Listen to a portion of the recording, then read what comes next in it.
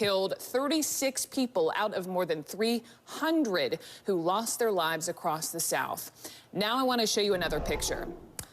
This is the radar. This is past radar, and I want you to look at the red box down. You see it it's kind of moving in the lower left-hand side of your screen, moving up. Now, based on information from the National Weather Service, our weather producer, Sean Morris, has just managed to isolate the epic supercell that wrought much of the damage all the way from Mississippi to Tennessee. So the Weather Service is telling us today that these aerial surveys, which we're trying to get for you, they show a continuous path of catastrophic damage from this one single cell. One cell. Great job to Sean Morris over there for allowing us to show you that, to put it in perspective. Also, something that caught our eye this morning was the mayor of Birmingham, Alabama, saying, as bad as the pictures are, and let's look at some more pictures here, as bad as these pictures may be, there is no way to grasp what happened unless you are walking through it and seeing it for yourself. Someone who is seeing it, who was born and raised in Alabama, our own Reynolds Wolf down there in Tuscaloosa. And Reynolds, the latest number, and unfortunately these numbers keep going up and up, the latest number of fatalities I'm getting now in Alabama, 228. Just devastation.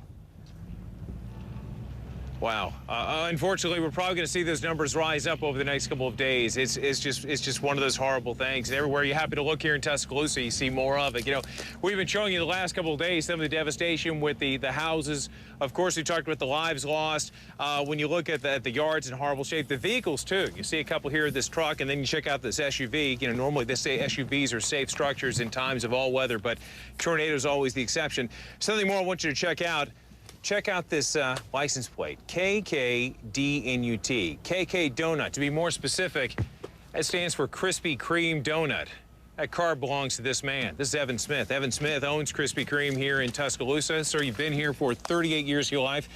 You ever seen anything like this? It's unbelievable.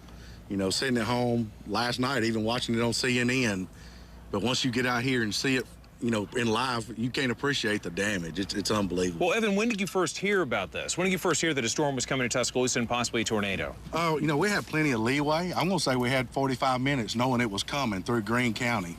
You know, we were able to call the employees, say, get in a safe place, and, you know, thank God for that, because they all survived and the building's destroyed. Now, and speaking of your building, you can just see it over here. John, I don't know if you can pan off a little bit and show that brick building. Now, if you can, Evan, you were able to call your building, speak to your employees and warn them? Yes, I called and let them know to get in a safe place, lock the doors, off by calling and telling us to get somewhere. Well, not only did you have employees, you had a relative that was in the building, right? I did. I had my little cousin, Marty, was in there. He actually wasn't supposed to be at work that day, so that's why I called. I thought, well, let them give them the heads up, but he rode the storm out, too, with them. Now, before you showed up, you had an idea. People had sent you images of what you might expect, but still, it didn't fully prepare you, did it? It didn't. I was receiving pictures of the store, and I was like, they're sending me the wrong picture. And then when I got down here the next morning, because I couldn't get there that night, it was unbelievable devastation. I mean, amazing. All these houses, community. It's unbelievable. Well, hopefully we'll get a chance to speak to you later on, and certainly tomorrow. Let me show you something else. Brooke, if you look over here, here's one of his trucks.